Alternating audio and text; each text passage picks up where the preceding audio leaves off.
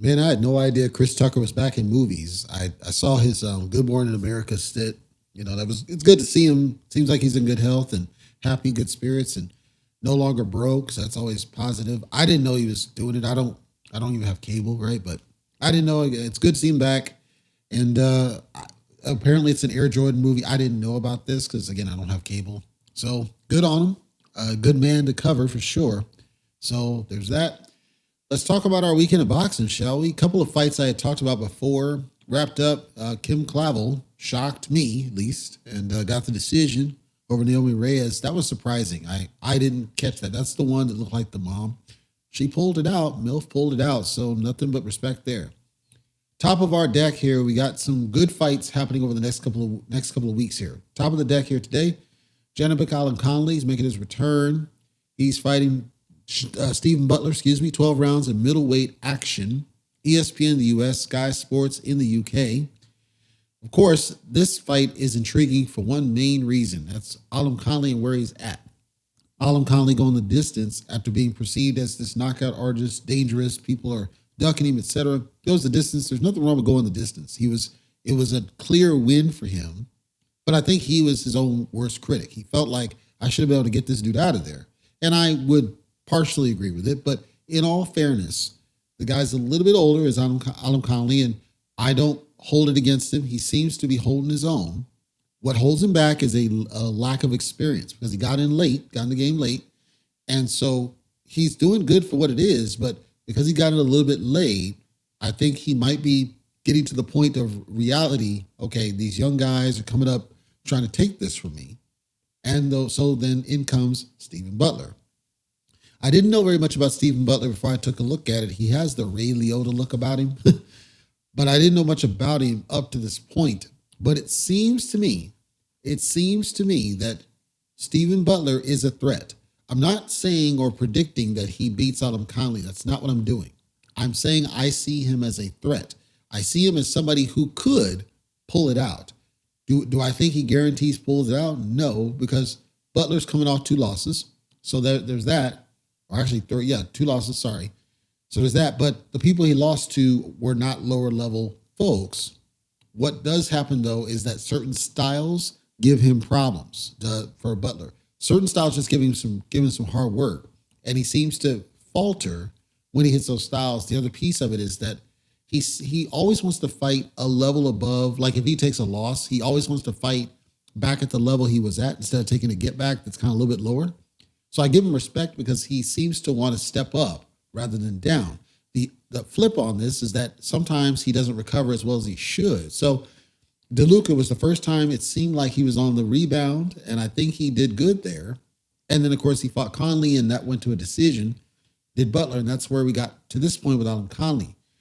So this one's difficult for me because Alimkhanuly should completely destroy Stephen Butler if we're just going off of styles.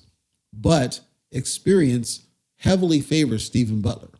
Rounds in the books, certain different styles, and we don't know and age, and we don't know where Butler's head's at. I think that's the key of the fight is where's his head? Is his head really on the recovery path? And can he use that momentum that he has to shock the world? Because it would truly be a shock if he beat Alimkhanuly. I see Alimkhanuly destroying him, so he has a chance to shock the world, and I will be curious if he can pull that off. On the undercard of that same fight, we have Jason Moloney making his return against Vincent Astrolabio. 12 rounds of bantamweight. I'm aware of Moloney, of course. I've heard of Astrolabio. I've not seen many of his fights. Astrolabio is out of the Philippines. I've not seen many of his fights. I think he mostly fights regional. Moloney's a little bit up in age, but he's coming off a huge streak. Huge streak. Astrolabio, same thing. Roughly equivalent in terms of experience, rounds in the books. Roughly equivalent in terms of styles and their tendency to try to get you out of there. So to me, I find this to be a toss-up, but I'm going to give the lean ever so slightly to Jason Moloney. Here's why. I think Astrolabio tends to leave himself open when he sees an opportunity and tries to go after it, that Moloney has a chance to capitalize on. So it's like, I see a scenario where Astrolabio is winning or perceived winning, and then all of a sudden Moloney catches him with something and we're done. I see that as a possibility, not a prediction. It's hard to say, but I can see that absolutely happening. Hopefully it doesn't. Hopefully it does go longer than I perceive. Most online feel that Jason Moloney easily beats Astrolabio. I don't see it's easy. I see he's going to have to catch him with something. To the point Moloney himself came out and said, I got to beat this dude, period. I've got to take this guy out no matter what. And apparently, I didn't see this, but apparently Astrolabio and his team perceive Moloney as an easy soft touch. He's not an easy soft touch. He's very skilled, very crafty. And again, if he catches Astrolabio making a mistake, I think it's curtains. The other big fight we've got, this is on Showtime, 12 rounds of super lightweight action. The return of Romero and his opponent, I'm going to talk about, people are criticizing the man, I'm going to talk about him, Ismael Barroso. Barroso, listen. People are looking at Barroso and they see what appears to be a very dirt old man. And visually, yes, he does not look his age. I think he's only like 40 years old. He looks like 70 years old. People online believe Romero's going to blow Barroso out. Barroso's been knocked out, so it is possible that that happens. In fact, Barroso is coming off a unanimous loss and has been on a decline. He had a couple of wins here and there, but he's been on a decline. Rolly, of course, is coming off the stoppage to Tank Davis, one of the hardest punchers in the game. It is possible, for one reason, that Barroso can upset Rolly, and that is because Barroso is a southpaw with power. That could play in a factor. This is going to come down to speed. Speed, hand speed. Rolly has decent hand speed, but not great hand speed. Barroso does not have good hand speed, but he can throw a shot that you don't see at a kind of weird, it's kind of this weird angle he throws, but he can catch you with a shot you don't see. So it's not, to me, the speed is going to play in. Does Rolly have enough speed to be able to deal with Barroso and get him out of there early? I see that Rolly needs to get him out of there early. If he can't get him out of there early, he's got to take him the full to hope that he wins and gets tired to where he can catch him with something. Because it's entirely plausible that Barroso catches him with Rolly with the same kind of shot that Tank was able to nail him with, where Rolly was just throwing and not paying attention and got caught with something and was knocked loopy. That possibly could happen. Do I think it happens? Maybe. That's the best I can give you on that one. Francis Barthelemy makes his return. He's fighting Omar Juarez. Again, Showtime, 10 rounds at super lightweight action.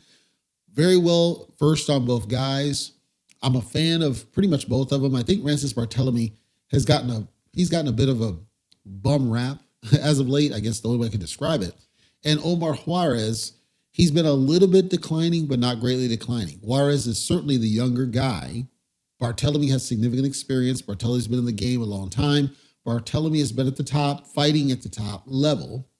And so this is a huge step down for him in terms of the levels that we see. Barthelemy's coming off getting stopped in his most recent fight. I'm pretty sure that happened prior to the pandemic. I'll double check. But he's fresh off getting stopped. Again, that may jack with your mind, and he may not still be in it to the same degree that he was. So here's the story on Francis Barthelemy.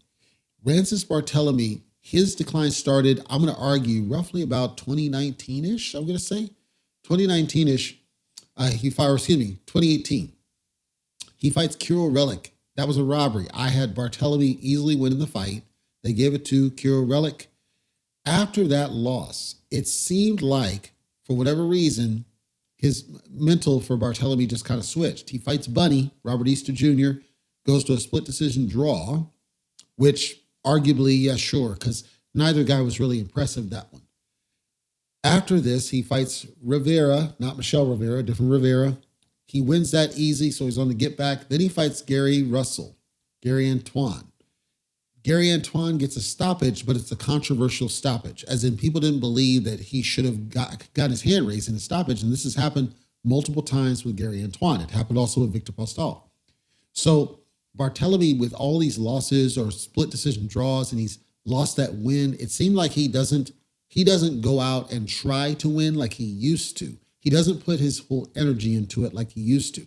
To me, that's dangerous when you're going against a guy like Juarez, who's a solid boxer. He's not a power puncher or anything, but he's a solid boxer, where I could easily see Juarez completely outboxing Francis Barthelemy if Barthelemy's head's not in the game.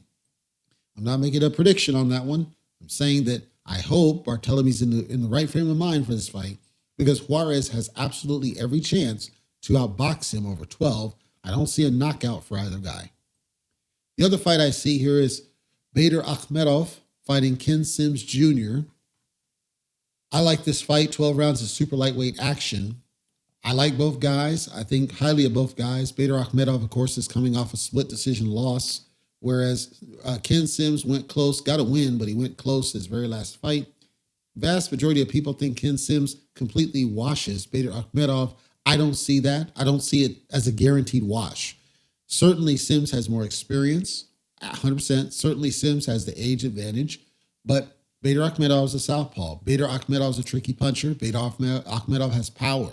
I don't see it as this wash for Ken Sims. I say Akhmedov has every opportunity to catch Sims with something he doesn't see mid-throw and getting a stoppage. I'm not making a prediction. I'm saying that people are overlooking Akhmedov in my personal opinion.